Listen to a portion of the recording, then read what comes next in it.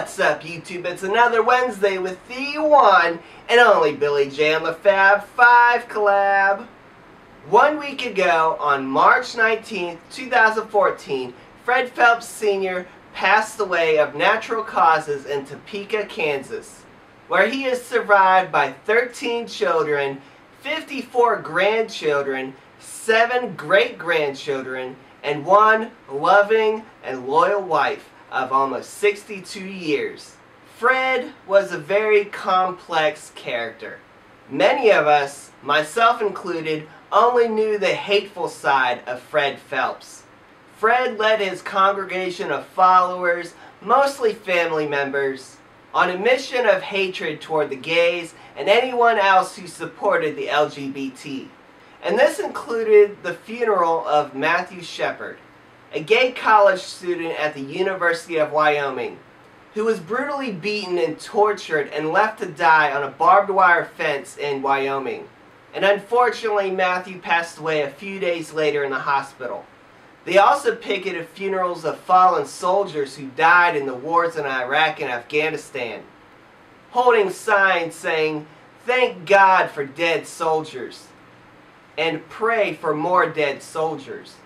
All of it is sickening and sad that these people could be so cold and heartless. But upon his death, I discovered a different side of Fred Phelps. A side that I never saw coming. Not only was Fred a pastor, but he was also once a lawyer. And not just any lawyer, but a civil rights lawyer. He once claimed, "I systematically brought down the Jim Crow laws of this town." And his law firm made up 1/3 of his state's docket of civil rights cases. And he's also received several honors and awards for his efforts. He once tried to sue President Ronald Reagan over his appointment of an ambassador to the Vatican, citing it violated the separation of church and state. How ironic is that? A man that hated gays so much that he picketed funerals, and he didn't want marriage equality because of his religious beliefs. This same man sues a standing president because of a perceived violation of the separation of church and state. Oh, the irony. And another tidbit that I just could not believe was that Fred Phelps was a registered Democrat. Yes, you heard that right, a Democrat. He also ran for various Kansas Democratic Party primaries on 5 separate occasions, and thankfully he never won. He ran for governor of Kansas in 1990, 1994, and 1998. He ran in the Democratic Party primary for U.S. Senate in 1992, and he ran for the mayor of Topeka in 93 and 97. And Fred even supported Al Gore when Al Gore was running in the primaries in the 1988 presidential election, citing comments that Al Gore made in '84 saying he opposed a gay Bill of Rights and homosexuality was not something that society should affirm. I'm quite shocked that this was Al Gore. To think I voted for Al Gore in 2000. But, of course, that was a 1980s Al Gore, before he evolved on the gay issues, same as the rest of the country. So I understand, it's politics. But gays weren't the only targets of Fred Phelps. Fred had some other targets, including Princess Diana. Really, Fred? She was an angel. He also targeted Sonny Bono. What was wrong with Sonny? You didn't find him funny on the Sonny and Cher show? He even targeted Mr. Rogers. What?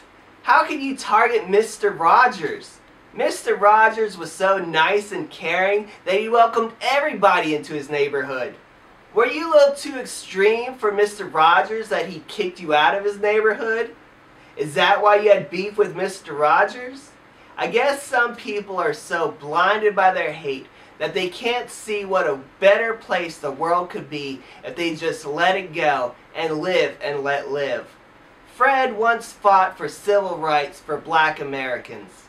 It's a shame that he could not see behind his blind hatred for the LGBT and realize that it's civil rights that we are fighting for. It's not more rights, it's not special rights, it's equal rights.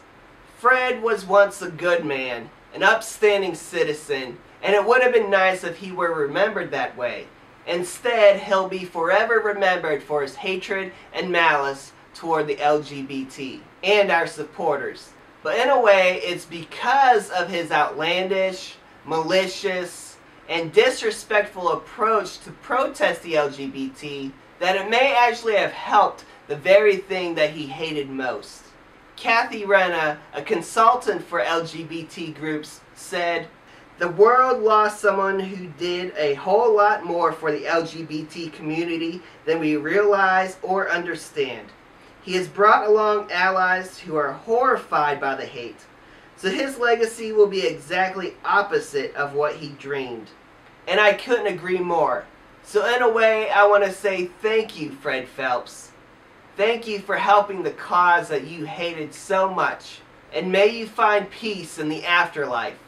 Well, that's it for me this week. I'll be taking a couple-week hiatus, so for the next couple weeks, I will not be here on Wednesdays.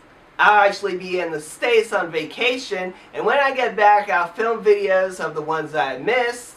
So in the meantime, remember, peace, love, unity, respect. Peace out, guys.